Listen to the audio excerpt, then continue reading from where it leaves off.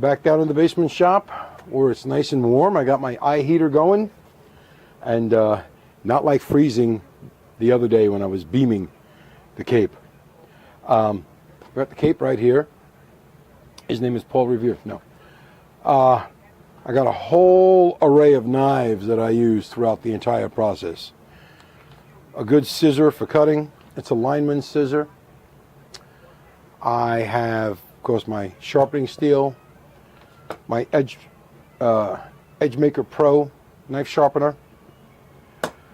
Also have a scalpel in case I want to use it for splitting along the lips. Also,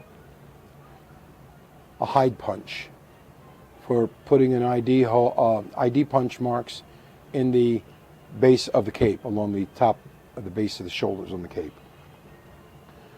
I also have, I also use the tip of this for pushing through the ear cartilage to attach an ear tag, and we'll do that later on. That's one of the last things I do. Heavens to Betsy, lest I forget these little items right here.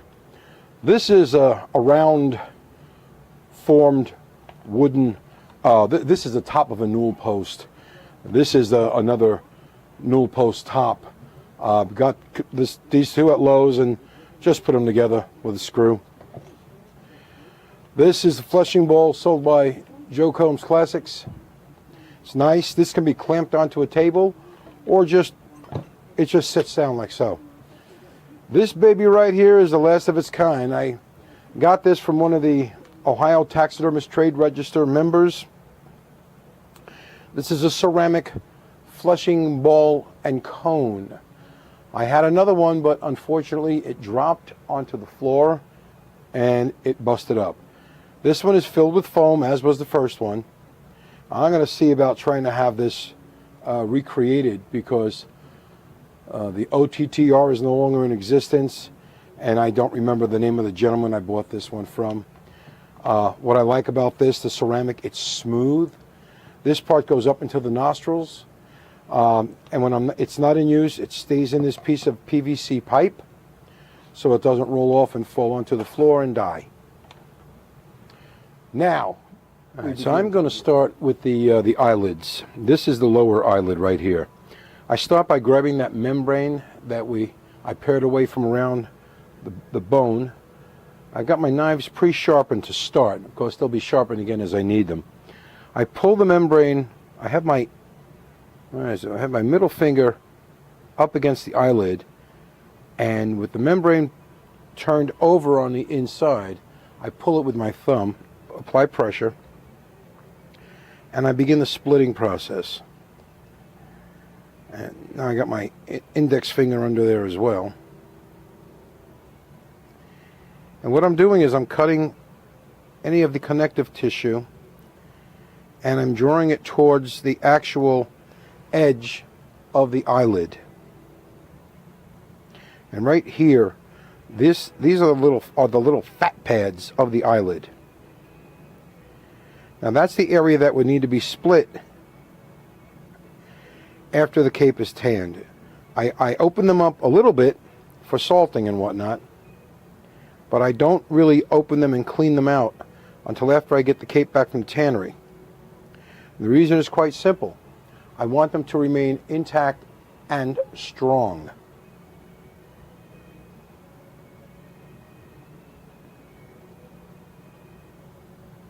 Check where you're at from the outside, like so. You see, here's where we're coming down. This little bit right here where you could see where it's kind of bending a little bit, that will be split and completely split and emptied once the Cape comes back from the tannery. And you can see the little fat pads being exposed right here.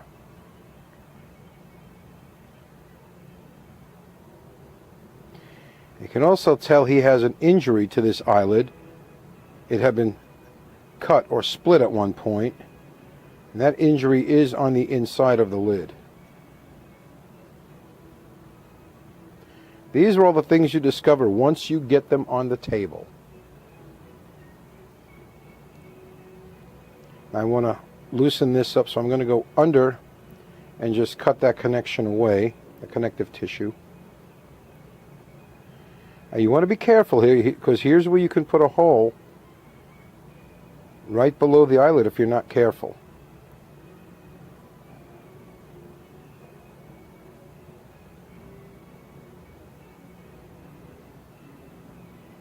Now, you can use a scalpel here if you're comfortable with it. I prefer the paring knife, and I take it down a little at a time. I don't want to cut too hard, too fast, or too deep. So I just keep going, and you can see now, you can actually see the blue glove through the membrane here, and you can see the line of the eyelid structure, lower eyelid structure.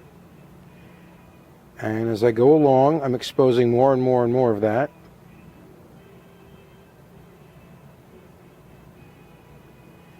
And this is about where I'm going to stop on splitting it. Seeing the eyelids split further on the tan cape was done on my video on mounting the whitetail deer.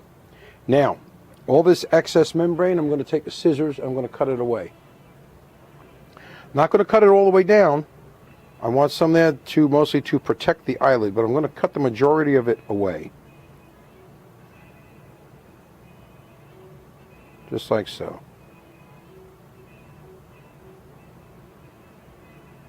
And just like so, that's taken away.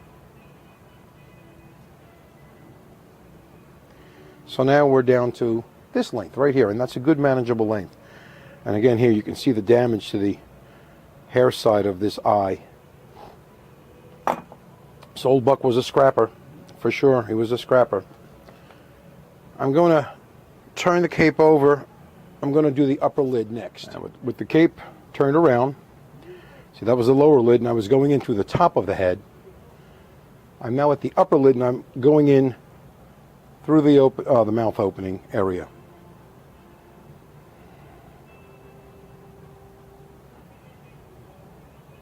Now, I've got another sharpened knife to start. Again, middle finger's up under the eyelid, and I keep the eyelashes, okay, I keep the eyelashes behind the fingertip. I then grab the membrane, pull it over, hold it down with my thumb.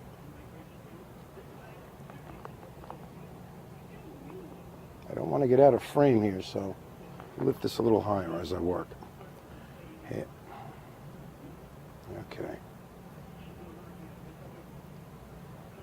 I'll go along, make sure I got the blade of the knife in position. Yep. There's a little different straight knife. There's a little wider blade, a little finer blade, and a little sharper. Let me put an edge on this.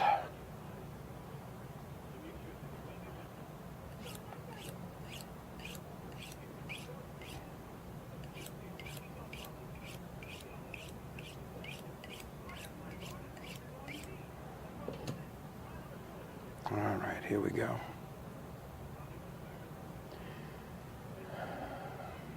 I'm leaning nice and close here so I can see what the hell I'm doing. There we go. Go under here and lift this away a little bit. Just lifting some of this connective tissue that's left in place, lifting it away. This will allow me to get to the membrane a little easier, get down to the eyelids.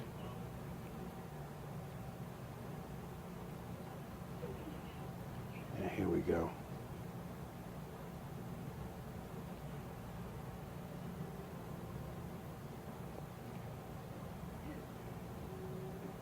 As you go around the back of the eyelid, you want to be very, very careful. It's very, very thin back here. There's a lot of pulling the membrane with your thumb and freeing it up with a knife. It's basically hand-eye finger coordination with the knife in the middle and everything else. Okay, now for those of you that want to use a scalpel, got this one here.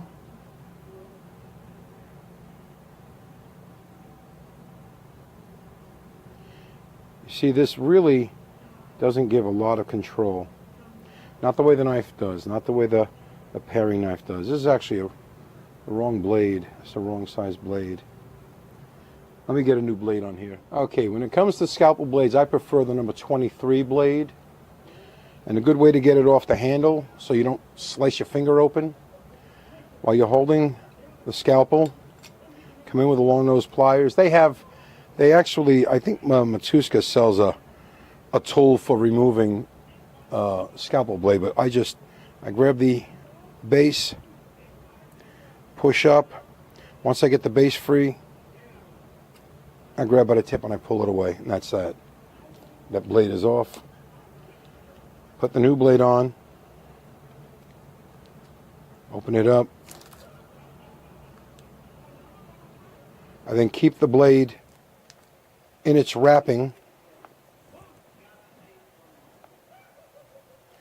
Make sure you're putting it on in the right direction. Get it in the slots. On it goes. Pull the base. Make sure it's locked into position. And get the face back up here again. It's trying to slide away from me. Go in through the mouth with my hand. Now let's see if this blade, which has a more pointed blade, the scalpel with a pointed blade, yes, this is much more easy to direct where I want it. Still don't like the way the scalpel cuts too deep too quickly. Put that down. Go back to my little old J.A. Henkel's paring knife.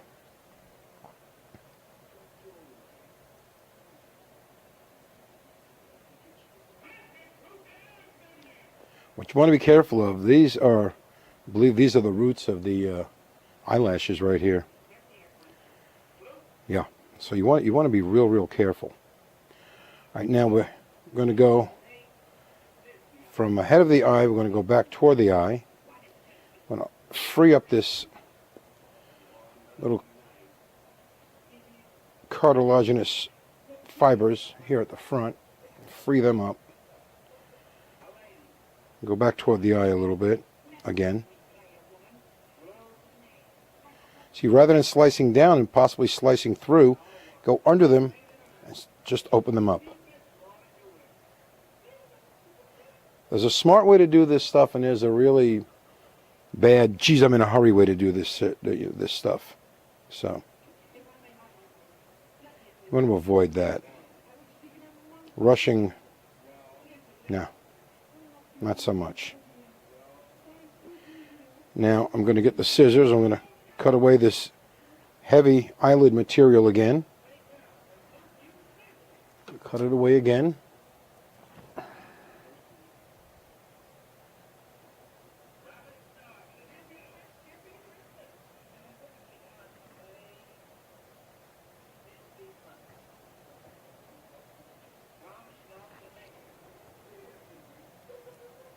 There we go. Just cut that away.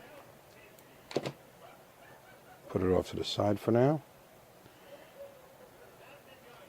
All excess meat's going onto a piece of paper towel, so it's all good. Now I'm going to go back. This is the channel, the front channel of the eye, right here. I just want to go back toward the eyelid from that channel area. Do my best not to put a hole in the eyelid area. That's about as far back as I need to go right there. Like so.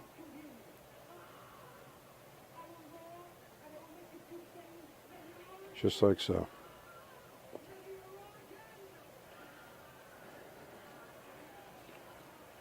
Now, I get in here through the top of the head.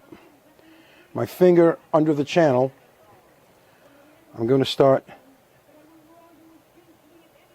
shaving away this heavy red meat at the front. This is what I did not get with the big knife on the beam.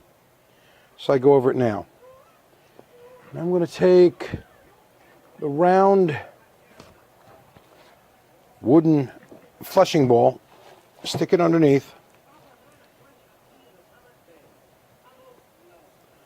Make sure the eyelashes are well out of the way. Pull this tight. Let's get this situated. Here we are. Pull this tight here.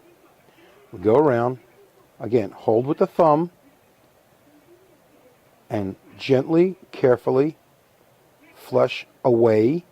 Now you see how the paring knife has some flex to it? I like to try and avoid knives that have got flex in them.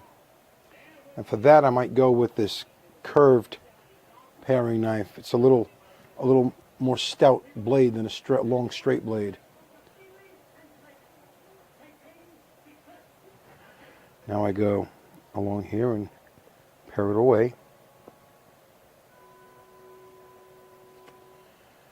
Move the skin around as you need to.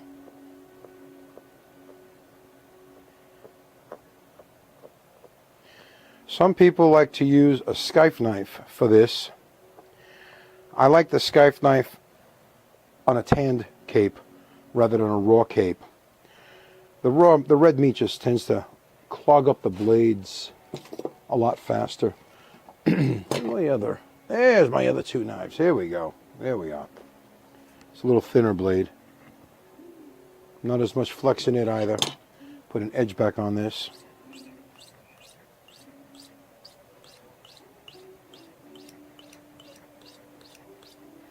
Alright.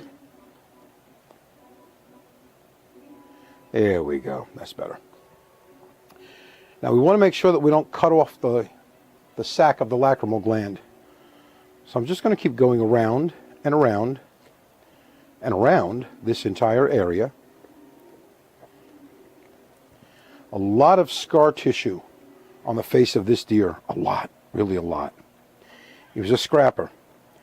Scar tissue manifests itself with a lot of cartilage type buildup. Cartilaginous buildup. And we're going to go back around the other way. You come at it from different directions. You attack the problem from different directions. One thing I like to do is wipe my knife off on my apron. Just kind of get the gook off the blade so that the blade is not clogged up with the gunk. That tends to let it go glide through the meat with a lot more accuracy. Now here's where we're at here. This is more of the muscle tissue from around the eye, and I'm coming right into the lacrimal gland area, and I want to be real careful going around it. And now the ball is turned all the way around. I'm coming in from the nose direction, or I should say from the nose side of the face, back toward the eye, back toward the lacrimal gland, I should say, really. Always try to keep the subject on top of the fleshing ball. In other words, don't let it end up going over and out of sight. Keep it on top where you can see it. All right? There's our eyelid right there. And here's all this meat, this flesh. Needs to be removed.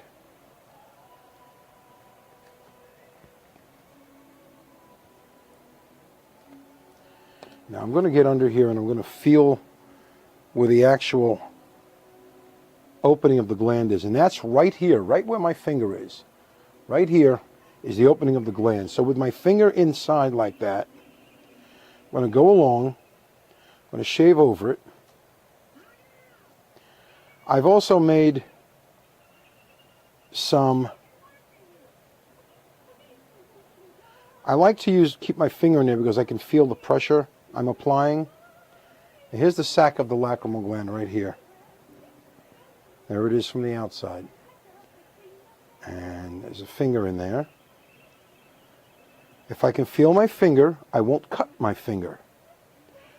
Or, let's put it this way, I'm less apt to cut through if I can feel my little finger under there.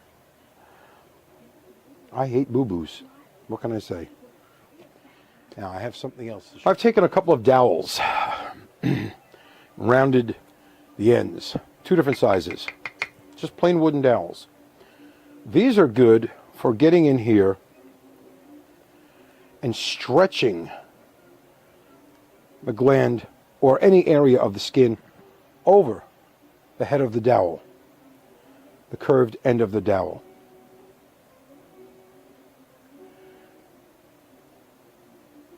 It allows you to get around these details. When you've been in this for a few decades, you figure stuff like this out. I'm going to turn them around again and approach it from the other side. Go along and hope like hell I don't cut a hole in it.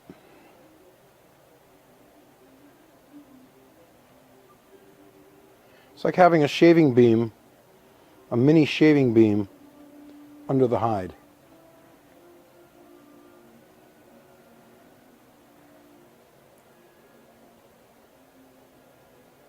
And that's always, always, always helpful.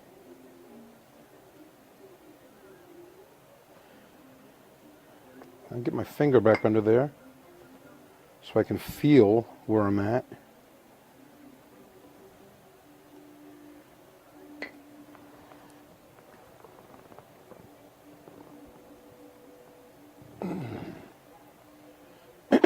All right.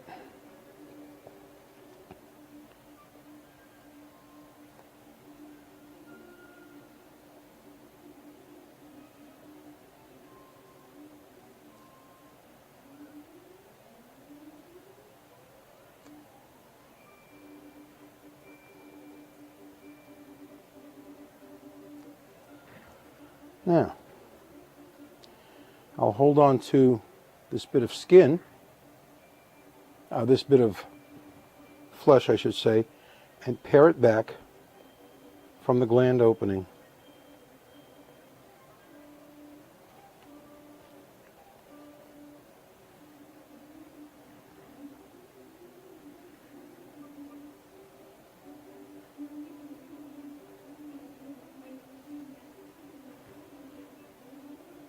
You get that little bit of meat off of there. And there we go. It's the front of the eye shaved. The lacrimal gland intact. Now I can go along and I can remove the rest of this meat here from the eye area. Carefully, slowly.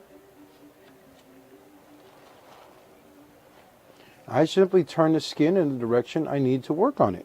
That's all.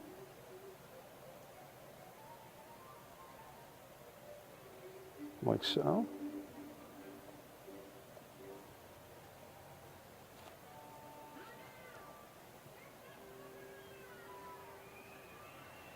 Go along here and continue to open up along the eyelid. On the inside of the eyelid, I should say. Like so. Get the front. Pare this away here.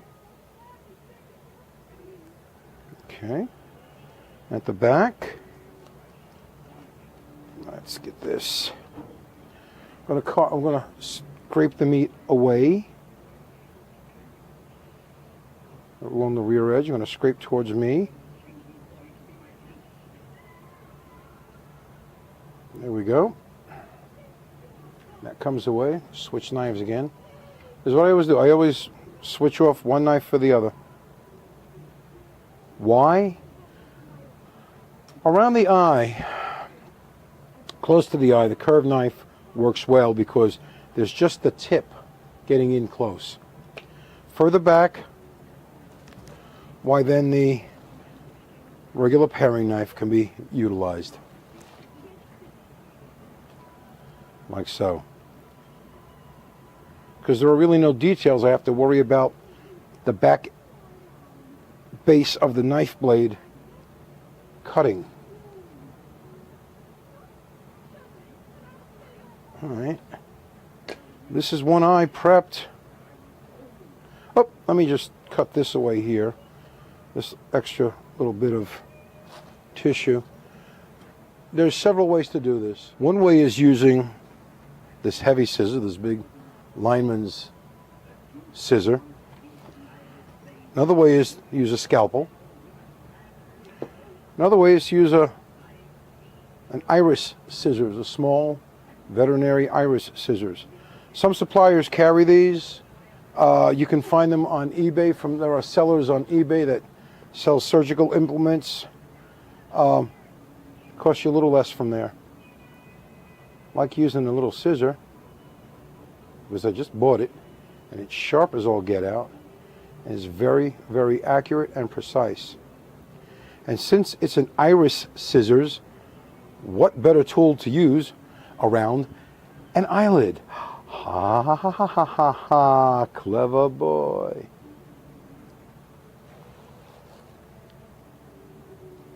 And we can go along a little closer than we did with the large scissor and trim this away. This skin trims so much nicer after it's tanned. Sometimes the stretch in a raw skin is a good thing. Sometimes it's not, like when you're trying to trim things up. It's not. The stretch of a raw skin is not always the best. Now, I'm going to leave what's here on the lacrimal gland. I'm going to go ahead and split the eyelids on the opposite side. Now that both eyes are complete, and there's the other. Just need to trim down the membrane a little bit, but I'm going to move on to splitting the lips. Way to do that, easy. Get your knife good and sharp.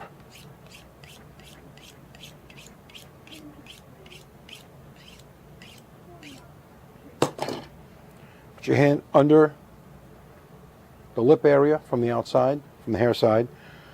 Press down with your thumb and then get in here and just start slicing thin and carefully. It's like a friend of ours, Sally Dames, once said, like butterfly and a shrimp. She had that beautiful little southern accent. And it is. It's like butterfly and a shrimp. And this is how you do it with a paring knife. You can do it with a scalpel. Same thing. You hold the lip area from the outside, rest it on your fingertips, press with your thumb against the inside, get in here, and split it. You gotta really, really, really try to control the blade though. These blades, scalpel blades, are super thin and super sharp, and they want to cut. So you have to have a sure hand to direct them where you want them. Again, the problem is, it's hard to tell when you're getting down to where you need to stop. And sometimes with a scalpel blade, you can end up going through. You don't want to do that. You never, ever want to go through with any blade, with any knife blade. But you continue splitting. You can whistle while you work if you like. I don't.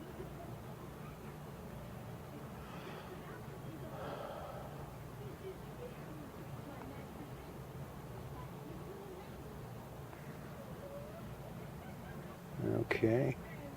Keep going along, splitting the lips as we go. Short strokes. Short, light strokes, especially with a scalpel.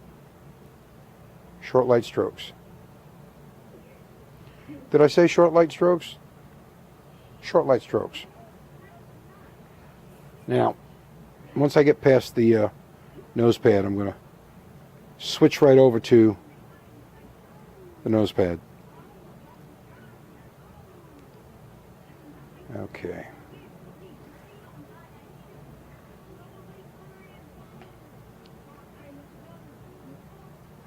All right, that's nerve-wracking. I take my index finger. I lay it down the center of the nose pad on the outside. Hold down on either side with my thumb, middle finger, and I go to split, continue to split the meat and flesh and cartilage of the nose pad. There's a tendon right here. You can cut that tendon free.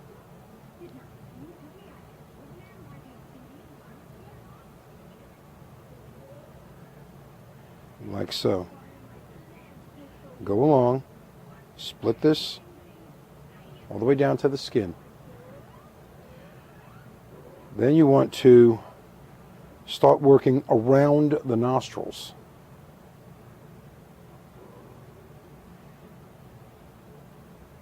Like so. Find out where you're at with your finger. The wings of the nostrils are here. So you want to go and you want to split, but you don't want to cut through those nostril wings. You want to split them, but not cut through them. You want to go around the outside of the nostril. Stay plenty far in. Don't go too close to the nostril opening. That's when you'll cut through. I really got to put the scalpel down. That's not my knife of choice. My paring knife is my knife of choice. And of that, my crummy old bent blade paring knife is my knife of choice. Again, my middle finger is under the nose pad area, with the thumb and forefinger holding the skin in place. All right, let's try a different. Aha. All right.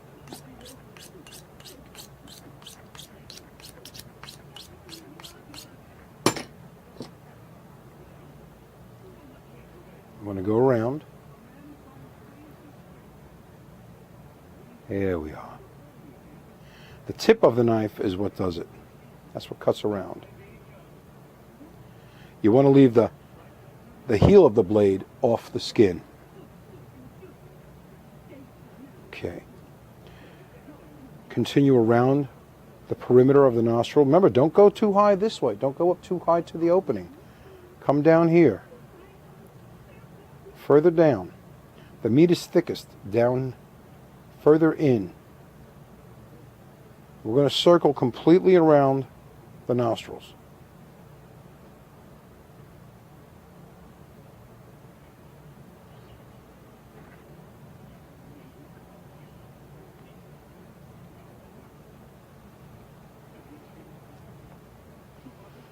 Now, there are guys, and I don't understand this, if you're a taxidermist, you should be responsible enough to be doing all this. There are guys who would prefer to send this out to a tannery, pay a ridiculous amount of money to have the tannery do the work that they should be doing themselves. It's ridiculous. I've heard guys doing that, and I laugh because it's the most ridiculous-ass thing I've ever heard of. Okay. We've got the nostrils split and opened up. Nice. We're going to go back and we're going to further open the nostrils along the wings. The wings of the nostrils are that part of the nostril which is right here. This is the wing of the nostril. This will rise and fall by the mood or the exertion of the animal.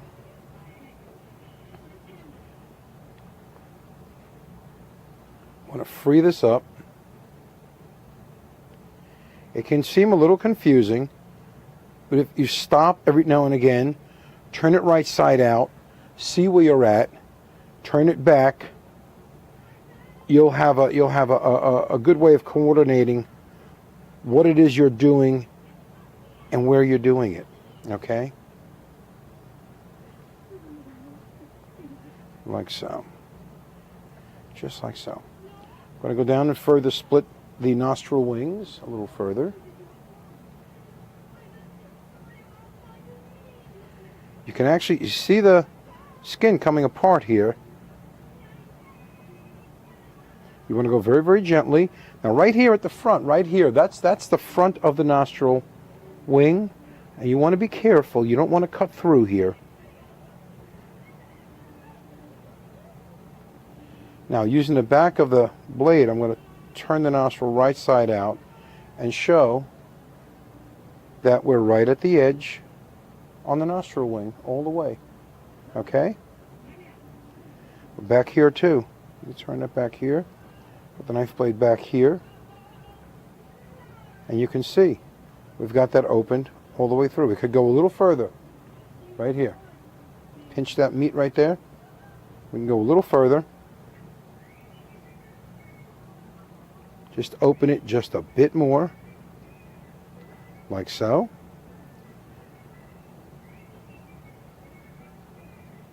Now our nostrils fully opened.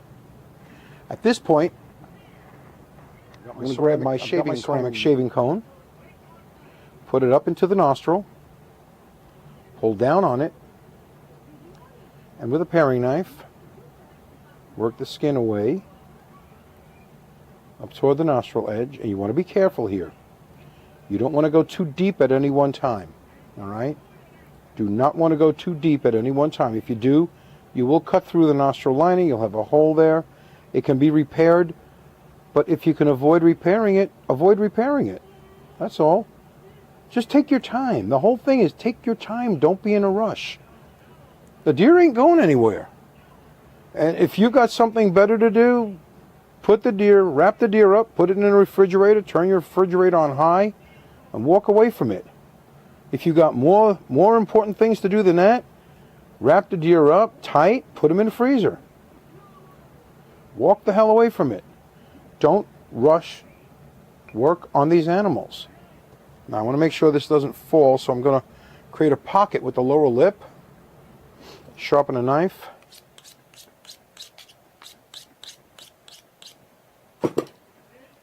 Go along and continue shaving forward. Now I'm using a curved knife now.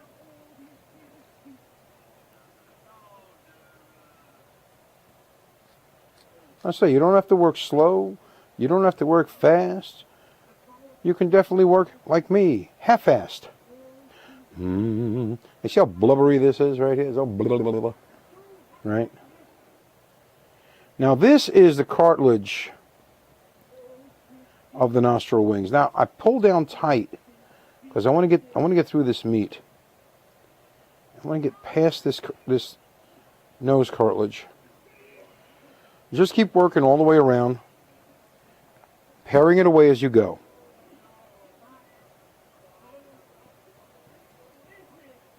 Pare it away as you go.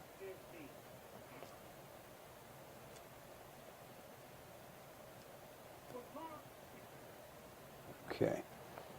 Wipe that off there. Get that little piece of cartilage. There's a piece of cartilage. Don't need it. Let's go around. Let's go around further. That's cartilage.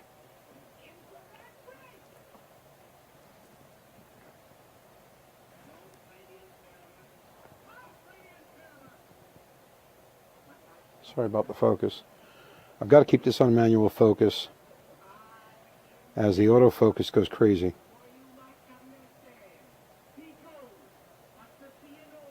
And when I'm paying attention to what I'm doing, I'm not looking up at the view screen on my camera. So I apologize for any times that the camera goes out of focus. Well, it doesn't go out of focus. I go out of focus length of the camera. Focal length. Just simply removing the nose cartilage a little bit at a time.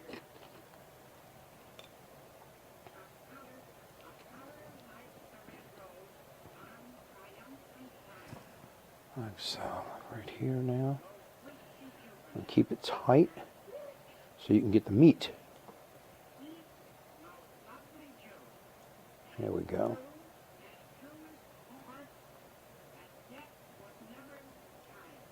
There we go. Off the blade with the meat. Wouch.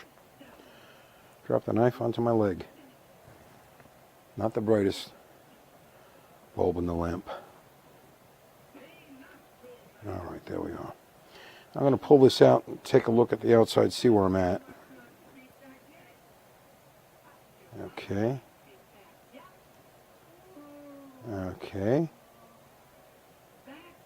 This cartilage here can all go. All this cartilage here can go. Now with it turned inside out, you can see the lining of the nostril that you want to use, and this that you want to go away. So take a scissor. So I'm going to rearrange this here. All right. Now I'm going to take this and cut this away.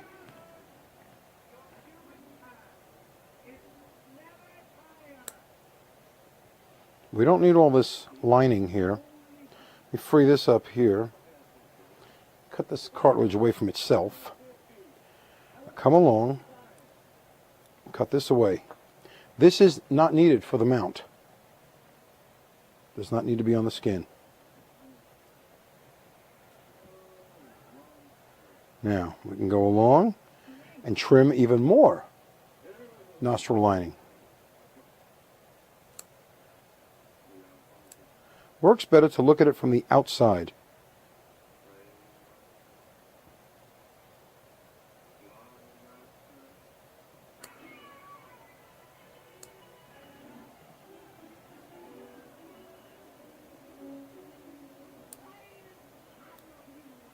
From time to time, just to let you know, I have cut off the tip of my glove. Yes, I have. That's when I sing, John is a dope.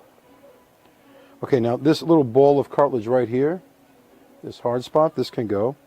This is not needed for the mount. If it's not needed for the mount, it does not need to be left on the nostril. Okay? Seriously. Now I can take this, invert it back again, inside out. Take the cone of silence, no, the cone of shame, no, not that either, a fleshing cone. Put it back up into the nostrils, and I can concentrate on, okay, there doesn't seem to be any more that I would want to take down at this, well, just a wee bit here. There's not much I want to take down at this point. Just a wee bit. Right here. And make sure we do this without putting any holes in the skin. Wrong knife. Here we go.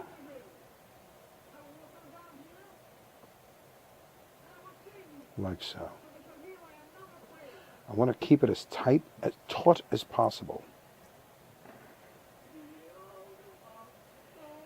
Like so. There we are.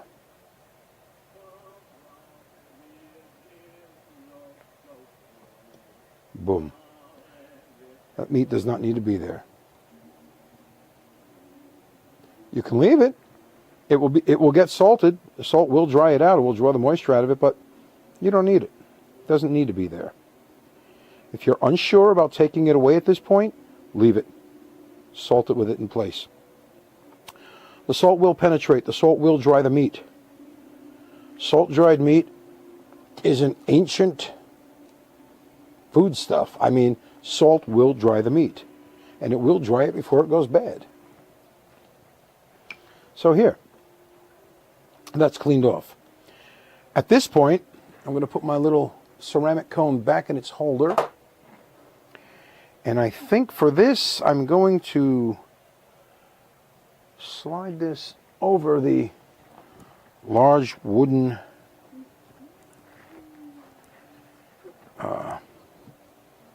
ball again. As they said in Christmas Vacation, fix the newel post. And we're going to go to this here. Okay, this one is a little too large. Not to worry, we've got the Joe Combs newel post fleshing cone. And you will see the difference. You will see the difference when this is pulled over. Ah, vive la différence. See? It's a bit of a difference. I'm going to move this around to where I need it to be so I can shave this meat off of the front of the nose pad. Now turn it I'm going to approach it from behind, or I should say from the end, from the side of the nostril, and I'm going to work forward.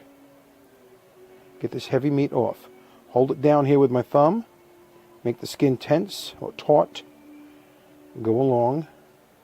Here I'm using the curved paring knife. It's a stouter blade, not quite as flexible as the long, straight paring knives. You don't want flexibility at this point. Situate this well on the ball, wherever you need it to be. Go along, flush it away. Now, remember during the skinning process, I said there's a gland on the side of the muzzle behind the nostril. This is the gland sac right here. It's a little scent collecting gland. Has kind of a cheesy look to it when it's cut away. There's no rhyme or reason. There's no pattern. I move the skin around where I want it for at any one moment. No rhyme or reason. I want it someplace, I move it. Why? No explanation is needed. I'm going to go under, and I'm going to detach a little bit of connective tissue here.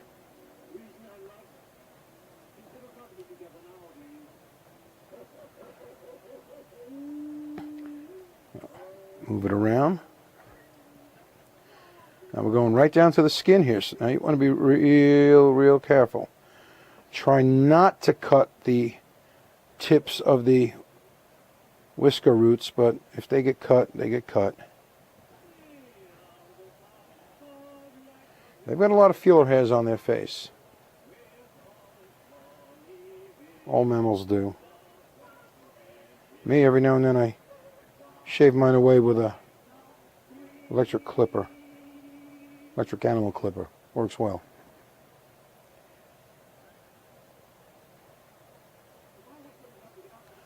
Here we go. Here we go, like so. Very nice. And like so. Now, I don't take away every single bit of meat. There's a reason for that. Keith Daniels at Arlington Cape once explained to me a little bit of meat that's left on the skin and dried with a salt. Then when it goes through the relaxer and the pickle, it plumps. When this residual flesh plumps, like a ballpark frank, no. When it plumps, it allows the shavers to get the blade of their round knife to grab the meat and not the skin. If you grab the skin, you create a hole. If you grab the meat, you shave it away. It was that was very easy to understand.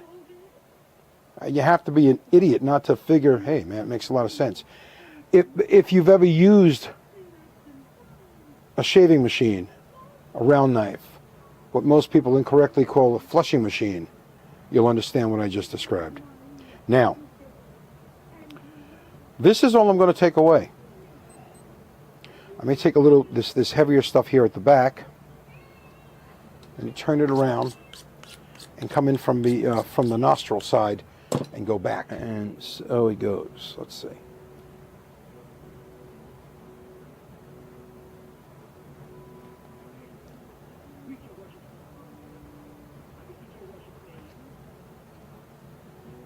Again, I go under, free up what the connective tissue is doing by holding it.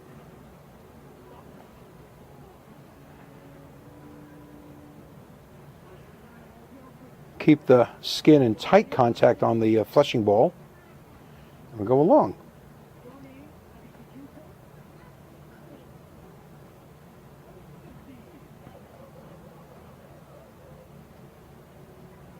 Like so. Like so, and like so, and like so, and like so. Oh, so, like so. Thank you very much. Don't mean to offend anybody, but if you don't like it, don't listen.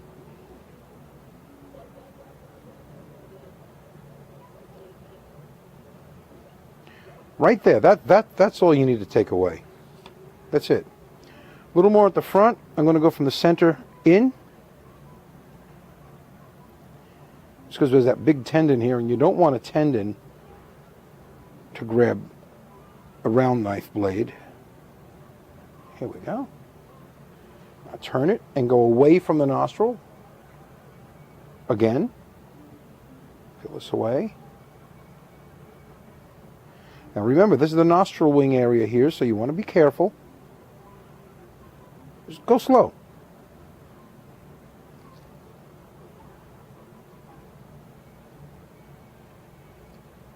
Take your time, figure out where you're at, and approach it from that attitude.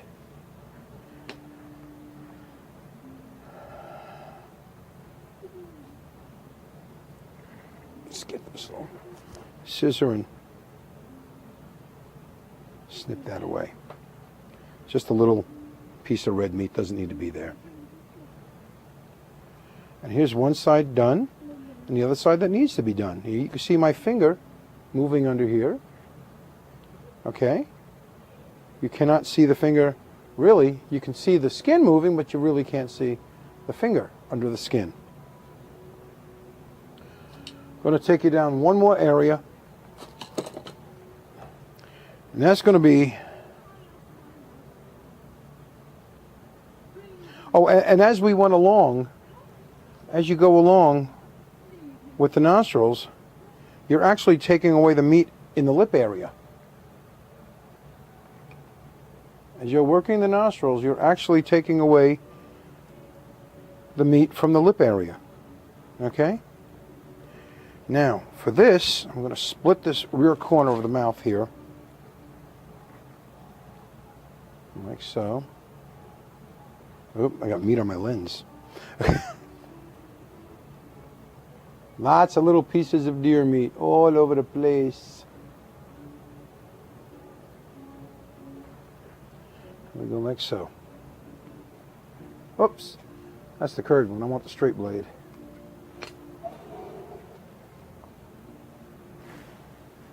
Okay. Where were we? Here we are. Okay, we'll split the corner of the lip. I'm going to give him a split lip. Actually, you split it like you're butterflying a shrimp, and that's exactly what it looks like butterflying a shrimp.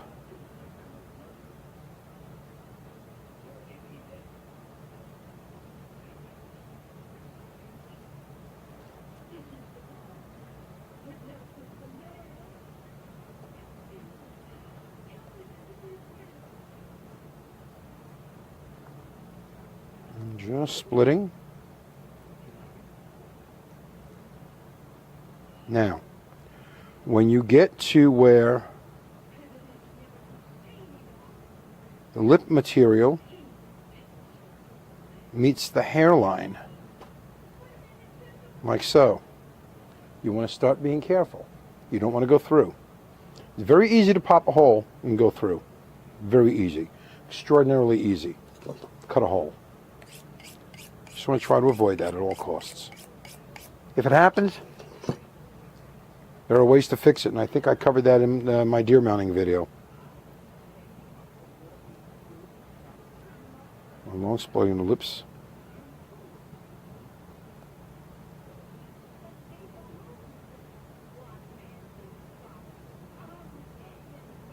And what I want to demonstrate here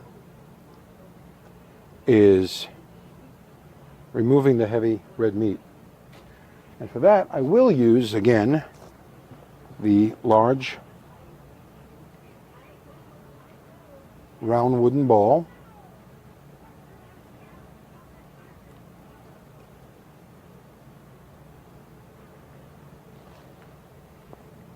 And the curved paring knife.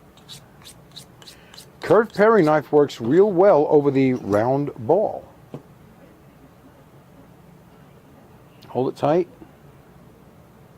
Pare it away. Just flush it away. Okay, like so. No magic. This is basic taxidermy 101. Which until now just a lot of people haven't seen it. And a lot of them are flying by the seat of their pants trying to figure it out. And that's what this is here for. To help those of you who have a fear of flying get over that fear and take the pilot's seat. Gotta stop the airplane metaphors. I do not like flying in planes. Childhood trauma. TFI. Too much effing information. You go along.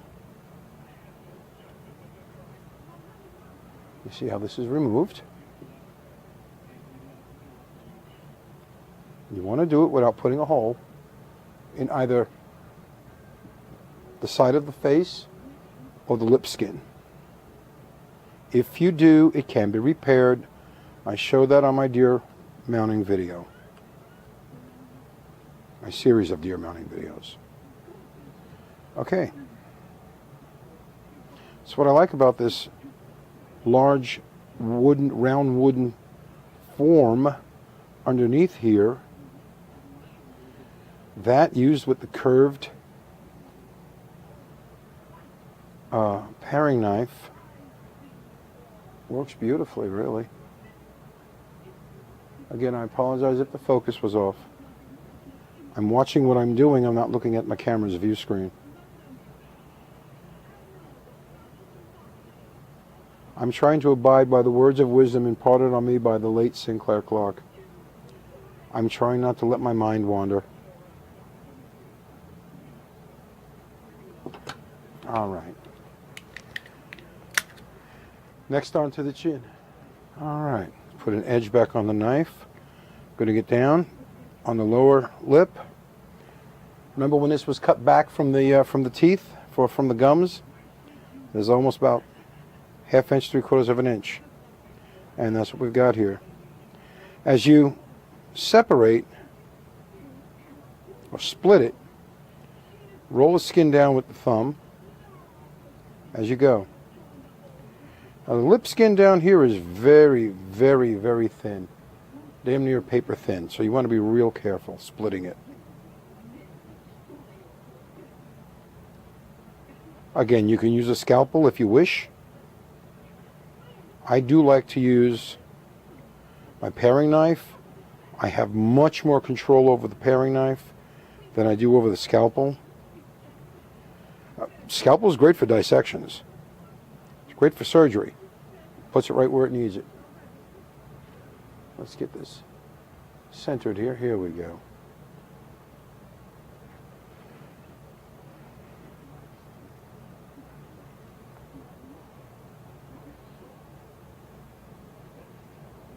All right. We get down and continue to split the lower lip at the front, and I'm going to go around the side. It's a lot easier to roll down the lower lip skin at the front if you have the sides freed up. But as you go, you roll it down with your thumb. That aids in freeing it all up.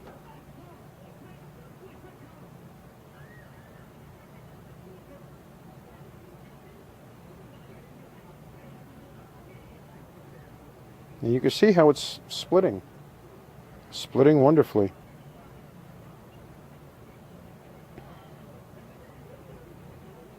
Just like so.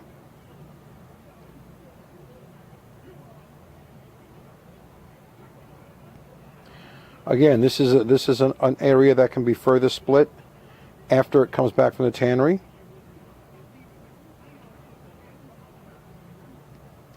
Most important part to split as far as you can is at the front of the lower lip. And this is where you have to take the most care as well. Every now and then a deer will come in, will have a split lip. Literally, the lip will have a split to it. Now this big old man, he's got a little bit of damage too. Not as much as I've had deer come in where the lip splits off like so. I mean, when they fight hard. They are dangerous when they fight. And they give no quarter until one of them gets hurt enough to want to walk away or run away.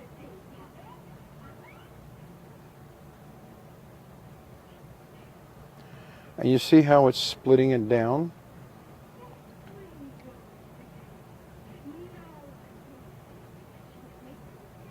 Ah, there's a little tiny hole right there. Let's see where it is on the outside. Right where the hair meets the lip line. That can be repaired with a little bit of CA glue. This is where you have to pay attention, not let your mind wander, not look up at the view screen on the camera. Damn it. Okay. Let me get this here.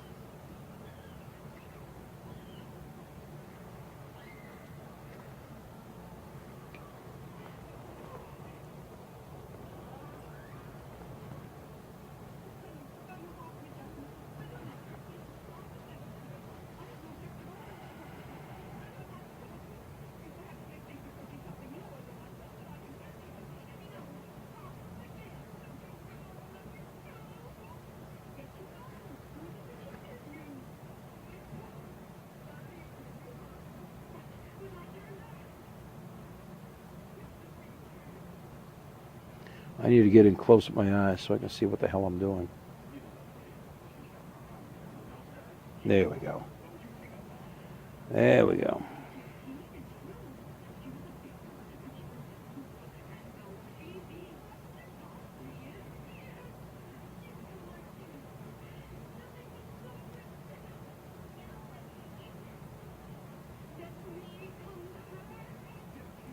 Okay. Got that as far as we need to. Do the rest after it comes back from the tannery. We've got that as far as we need to get it. Now, to shave the chin, I'm going to bring the ball back in. I'm going to set things up. All right, I'm going to go from back to front. Where's my curved tip paring knife? Here it is. I mean, yeah, we're going from side of the face to the front of the chin. Try not to put any holes in it as we go. Like so.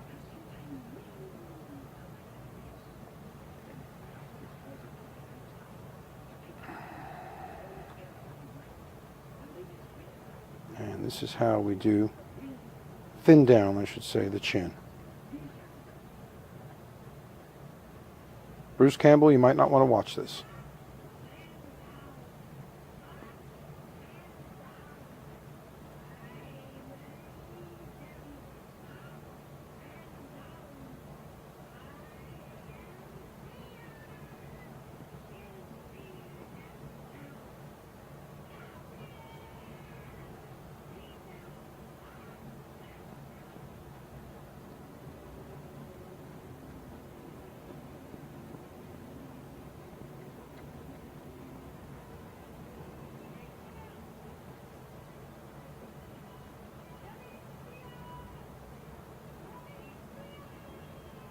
And I'm going to continue down to the front of the chin.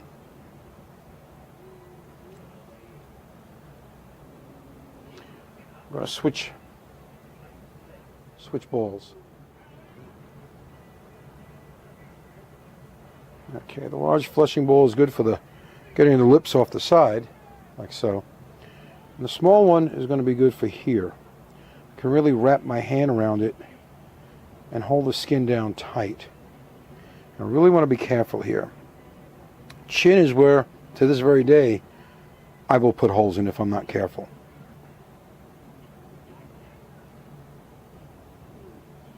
So I want to be real extra careful here. Okay. That's a little bit of chin meat, a little bit of chin music here. Now we're going to come in from the lip side and work my way back. Like so.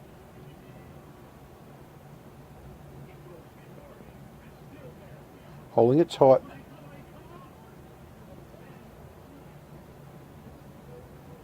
as I go. I want the skin to move as little as possible. As little as possible.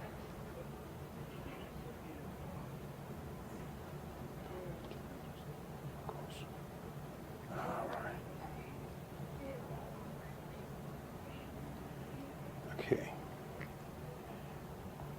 Now, believe it or not, they will get this, the rest of this meat with the round knife.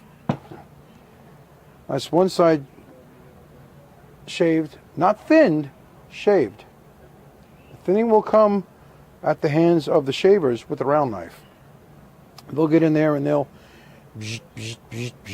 shave this away. But here's the heavy meat on one side and the meat removed from the other side. That's all we need to do. Just remove the heaviest stuff. Salt will penetrate. Here's the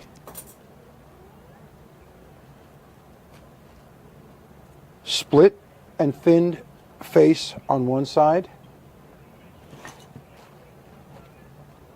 Okay. And the unshaved, unsplit face on the other side, including the nostrils and the lips. I'm going to go ahead and finish all this up off camera. Okay, remember we started this ear while it was still attached to the head. I've gone and reinserted the ear opener, and I'm going to go along. I'm going to continue opening the ear until I can get it turned right side out. So,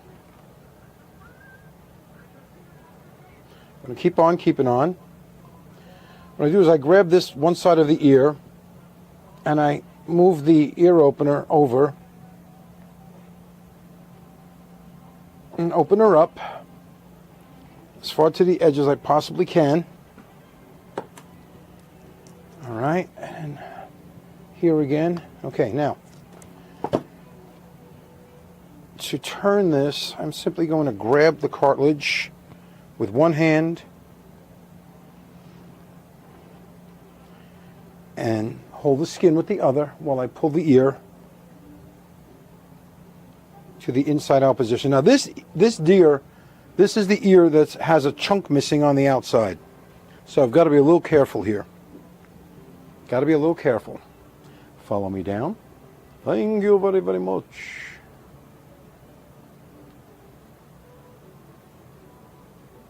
Okay. Now, I'll take my paring knife, put a good sharp keen edge on it, my straight, and then my curved. Put a good edge on them. And now, follow me down. Thank you. I'm going to go along and continue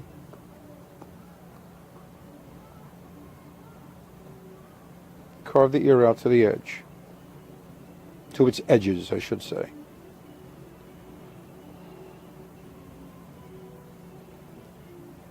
Now, the bite on this deer's ear is just about located along here somewhere. So I just need to be aware of it. Any damages like, oh, here it is, it's right here. Any damages to the deer's ear must be noted, and you have to handle them accordingly. All right? You have to handle them accordingly.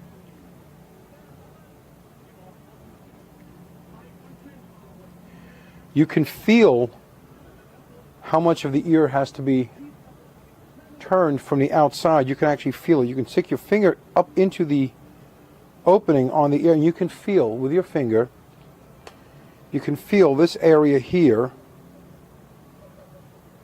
Let's see if I can show it. Yeah. It's real. This is a matter of feel. Yeah. I have to turn the whole ear right side out in order for you to see that, and then it's the missed point. But with the finger underneath like that, you go along, separate the edge, and keep going. Now, you want to be careful not to separate too far to the edge. You want to leave a little mystery for later. No. You need to ensure that the ear will not get blown open during the tanning process.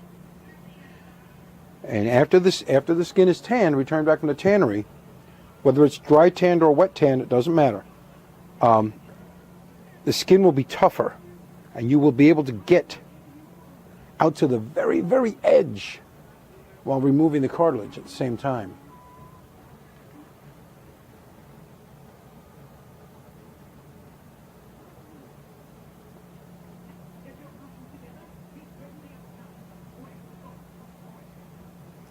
We just keep going.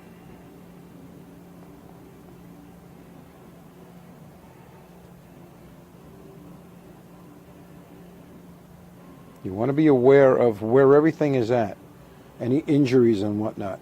You just want to be aware of them. Keep where they're at. Now, just rolling it between the fingers helps to bring the tip out. And again, we go along, separating the two. Right here, you see this gap in the cartilage right here. If I get this close enough and get the hair out of the way. This area right here, there's a notch and it cuts across. That's where there's actually a bite out of the deer's ear. Probably happened when he was young. When they're young, they play with each other and they play kind of rough and they grab each other's ears. Like I've said it before, I have a photo of two playful bucks in velvet. One is biting the other one's ear. If I can find it, I'll put it on camera.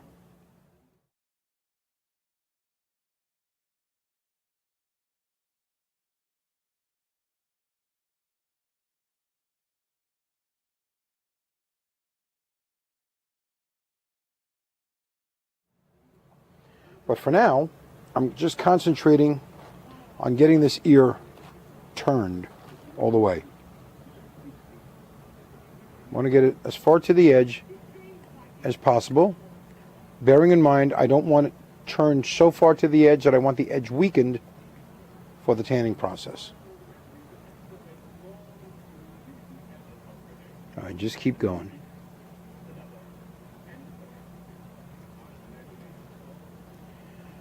This is a tough deer. His ears are tough. This is like the scars around his eyes proved how tough he was. Tough old boy.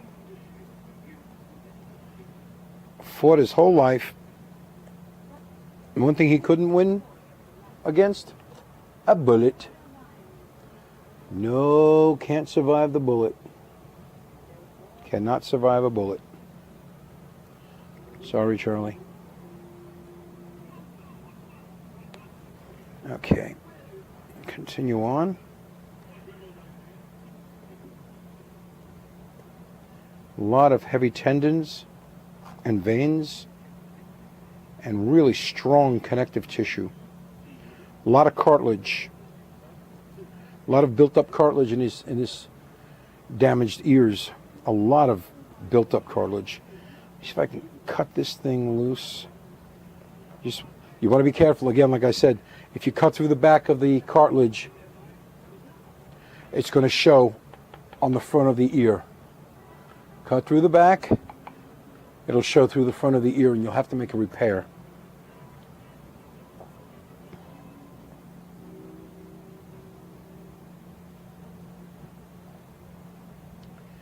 Not difficult to make a repair. You'd be better off not to, though. Not a difficult thing to do, but better off not to. Okay, what I'm doing here, I'm going to continue on off camera until it's complete. A handy way to further turn the tip. So take one of these smaller dowels that I made up and I'll put it up into the ear. You see how dry the skin up here is too from that injury. But I'll work it up into the tip of the ear. And I'll go along, I'll just pull, gently pull, and then with my fingernail, yeah, inside the glove, with the dowel in here like this, I can go along with my short little dumpy thumbnail and continue to separate it if I can. You could use a knife, but you could end up putting cuts into it that you don't really want. So handling it like this just gives pressure from the outside. This ear is pretty well damaged on the tip. But you go along like this and you can get it opened up right down to the tip, even along the side of the ear, like so.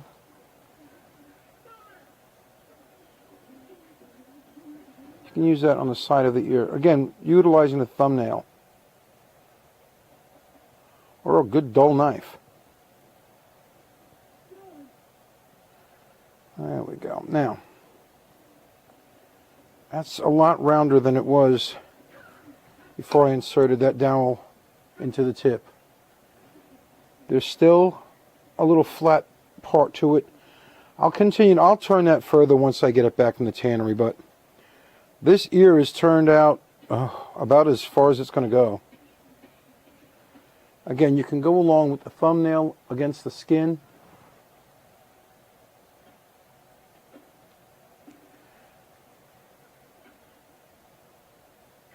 And continue to try and turn some more.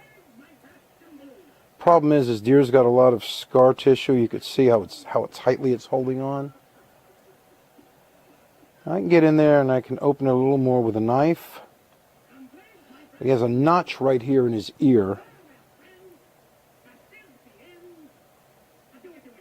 Like so. There's a notch right here in his ear. And I will open that up further after the skin comes back from the tannery. And that ear skin is a lot tougher. Right now it's, you know, it's delicate. It's fresh. It's delicate. It's fresh and lovely. But there we are. Now I'll show you how I put the tag through the ear. I like to use these round Jonas number tags. I take the one I need for this deer. I take a zip tie, and I take the hide punch. Here it is. I go through the base. I do all my deer with the left ear. Well, this is his left ear. Okay, this is the deer's left ear. Here's his head, his face. It's the left ear. I like to go into the base on each left ear. It's my own thing. Maybe it's because I'm left-handed. I don't know. I'll pop a hole through, base of the cartilage, like so. Just like this. Okay. I'll then situate the number tag so it's sitting like so, with the number up. I will run the zip tie through the hole just made. Finale. I then put the number tag on like so.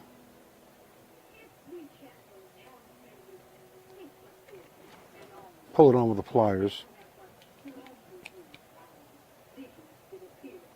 Pull this through like so. Come around. Let me turn this. There we go. I'll zip it down. I need to turn this tag around so the number's facing out. There we are, just like that. Zip it down tight. Cut the sucker.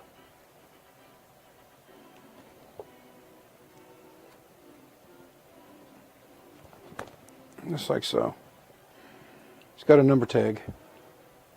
This number tag will coordinate with a number that's punched into the lower part of his cape, and will also be the same number on his invoice. It'll be the same number that's put into the impresso tag for the antlers. It's all controlled that way. Okay, to punch the number, I make sure I find the center of the hide. It's the center line of the deer's hair. I go left of center. I take the hide punch. Sure I do. Sounds like a fine. Lay a board under the center of the hide, back of the hide of the deer, and I simply punch the number into the hide.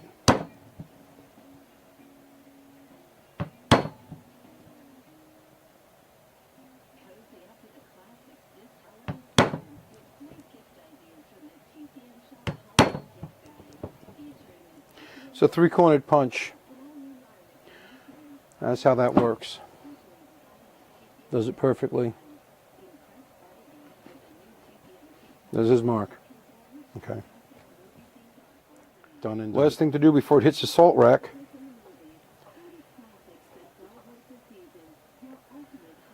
is turn the other ear.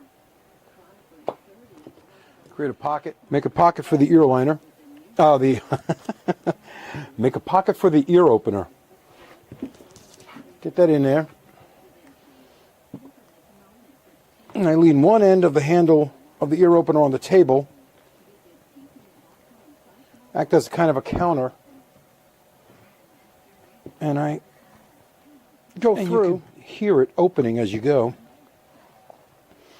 This buck's got some tough ears. No doubt about it.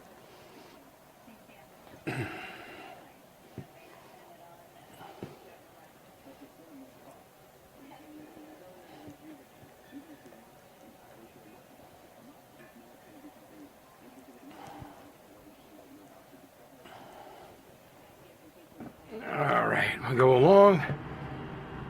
Now I've gone and put my leather gloves on because the arthritis I have in my knuckles hurts when my knuckles press against the table, so I put my leather gloves on for protection. And we're all the way up to the tip, as you can see. I'm going to go out to the edges. So, that's a tough boy. With perseverance and sticky-to-itiveness, yes, you heard me, sticky-to-itiveness, you can get the ears split with these openers. The first deer I did, there were no ear openers. I had to turn them by hand completely. Actually, there were ear openers. That's right, I eventually did buy a pair. They were made out of wood, and they looked like giant clothespins. They were made by, they were sold by J.W. Elwood Supply Company from the Northwestern School of Taxidermy.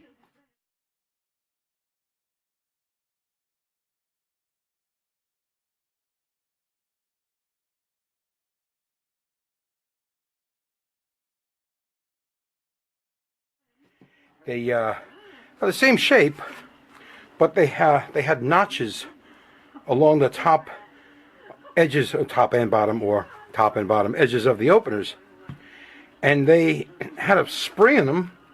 They had a spring in them. That's what these harken back to.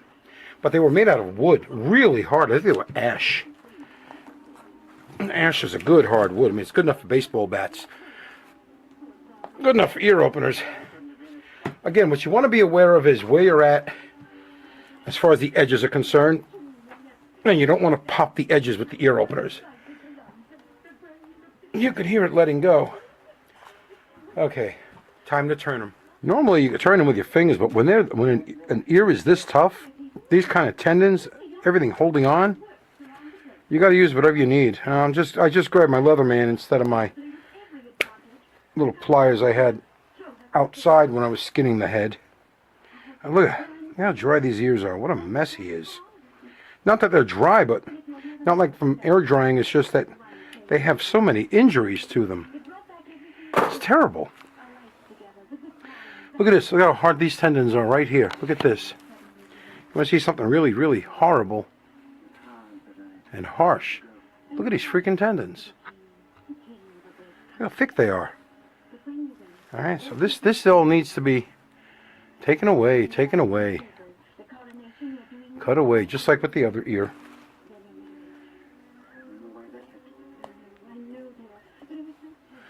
Let me get the straight profile knife here. I want to go under this stuff, loosen it up like so.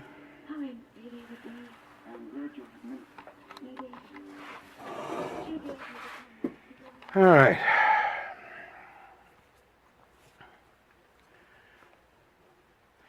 I mean, seeing as this is the right ear, I don't need to worry about putting a tag in it. I do need to worry about getting it turned as far out to the edges as I can. Look at this tendon. My goodness. This is a bad one. This is one tough old brute of a whitetail deer. Tough old brute. This guy's a bull. Sammy the bull whitetail. Wow. Animals always impress me. Okay, you've seen me do one ear on camera. I'm going to finish this one off camera. Next thing I'll be covering will be putting this thing on a salt rack, salting it, and hanging it up with a big fur stretcher. Okay, last notation to make. This right here. This did not get blown out by me. This was blown out by nature. He had notches on both ears, and this was the most severe. So this will have to be put back together. Or I can notch the ear liners. It depends on what the skin looks like from the outside when it comes back from the tannery. But these are things you have to deal with. And once you learn how to deal with them, you'll be successful with them. And little surprises that crop up like this won't be such a big deal. It'll be just like, oh well, another one. Onto the salt rack.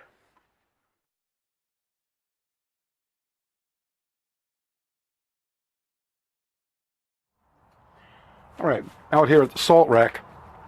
My salt rack is just an old wooden pallet or skid put up on some 4x4s and connected with some 1x4s or 2x4s and 1x6s. I'm triple gloved today. It's about 33 degrees. When the weather's in the 40s and 50s, only one pair of gloves is needed. I have 3 pair on today because it's cold. So we're going to start salting. This pallet is old, and of course all the salt over the years has kind of rotted the wood. So probably before next season, I have a brand new one. I'll set that up. I start with the bottom of the face, work my way up the ears. This is just food grade salt. It has what's called yellow prussiate in it. Yellow prussiate keeps it from clumping together. Like I say, this is food grade salt.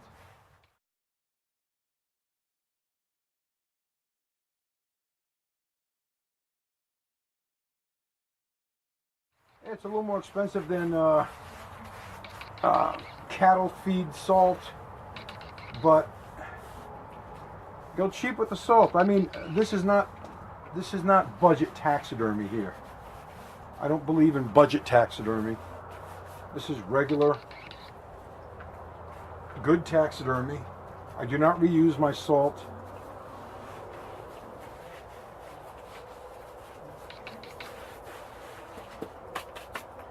Now I flip the head over and I do the top of the face and the head.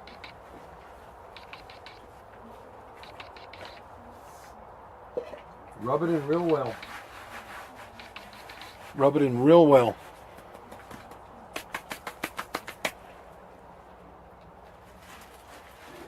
salt. After I open a bag of salt, I put it into a plastic cat litter container. You see right there. And I use just a plastic deli scoop, or deli container, as the scoop for the salt. And I put plenty of salt on. This may be food grade salt, but I don't salt it like you salt a steak. I use a lot of it. I make sure I get all around the face. That includes the sides of the face. When you do the bottom, then you turn it over to do the top. Don't forget to run it over again and do the sides of the face. Yeah, putting on 3 pairs of gloves was a good idea. Oh my God, it's cold out. Baby, it's cold outside.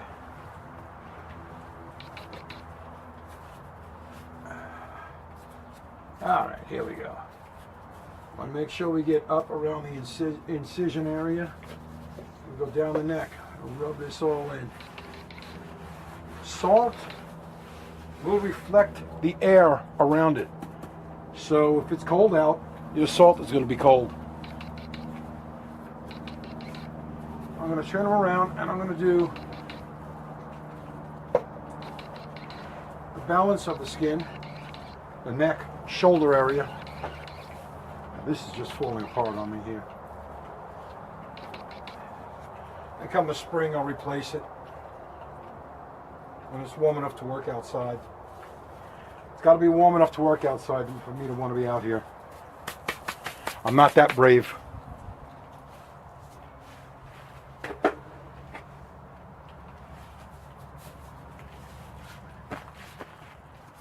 All right, the chest side of the cape is salted. I've turned it over now. I'm doing the back of the deer. This is his back.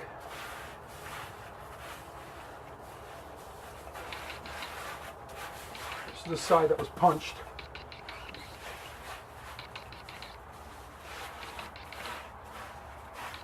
Rub it in. I'll also resalt the neck and facial area. I'll also resalt the neck and facial area while I'm working on the larger portion of the skin. If you get a cape that has a little bit of slippage happening, mix equal parts of salt and aluminum sulfate and use that when you salt the skin. I'll do 2 things. The salt will draw the moisture out. The aluminum sulfate is an astringent. It will lock the skin fibers down in place. You want to make sure you get where the cape was very bloody, where the entrance and exit wounds are.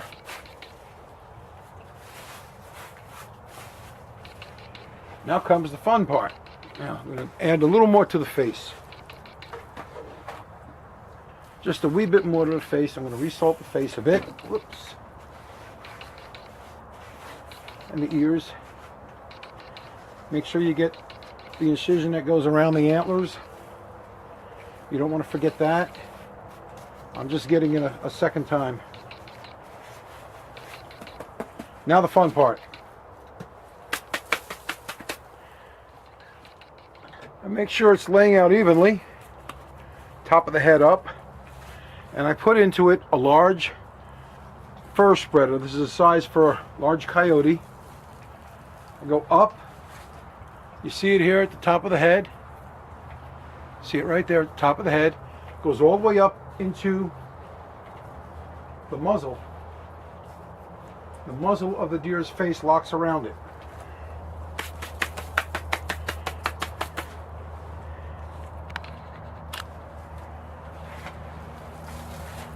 I pull this taut.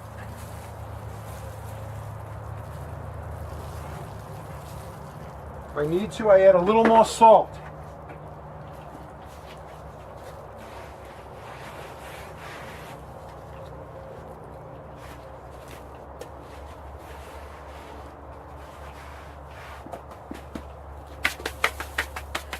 Now I hang it up. There's a hook up in the ceiling, up in the beam here. This goes over the hook, and the hook goes right through the nostril of the skin. This will stay out here all day. By the end of the day, I'll take it down, I'll resalt it, I'll carry it inside, I'll hang it up inside the building overnight over a garbage pail so it can drain into a garbage pail. But for now, this is where she sits, right here.